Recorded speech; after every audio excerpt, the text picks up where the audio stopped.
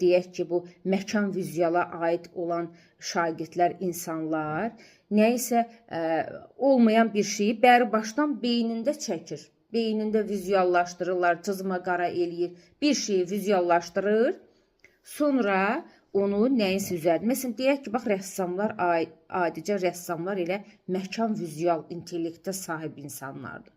Məsələn, biz öyrənmə tərzlərində də demişdik müəllimlər. 4 cür öyrənmə tərzi vardı. Audial, vizual, kinestetik və oxuyub yazaraq. Bax, orada da dedik ki, biz vizual nədir?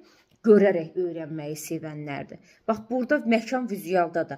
Burada ancaq şagirdlər nə isə vizuallaşdırırlar, beyinlərində çəkirlər, qrafik qururlar, diaqram qururlar, nə isə beyinlərində yaradırlar.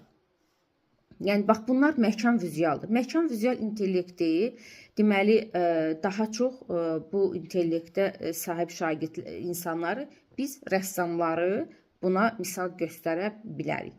Bu məkan vizual intellektinə sahib olan insanlardır. Və növbəti intellekt mən danışacağım sizə bədən kinestetik.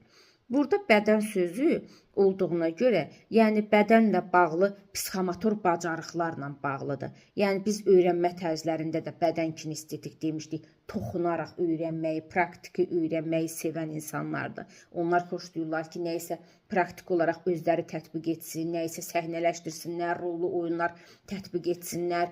Yəni bunlarda, bax, bu intellektə sahib olan insanlar daima rollu oyunları çox sevirlər, idman etməyi sevirlər, rəqs etməyi sevirlər, pantomima, deyək ki, pantomima hərəkətləri şəklində, yəni o mütəmadi olaraq nə isə göstərənlər və s. bədən kinestetikə aiddir. Məsələn, baxırsan ki, bir uşaq oyuncağı ilə oynamağı sevirsə, ağaca dırmaşmağı daha çox sevir, hasara dırmaşmağı sevirsə, idman etməyi sevirsə, deməli, bu rollu oyunları sevən şagird, deməli, bunlar bədən kinestetikə misaldır. Bədən kinestetik, yəni bədənin müxtəlif hərəkətlərinin müşahidə olunmasıdır. Burada idmançıları, aktyorları biz bu bədən kinestetik intellektinə misal göstərə bilərik.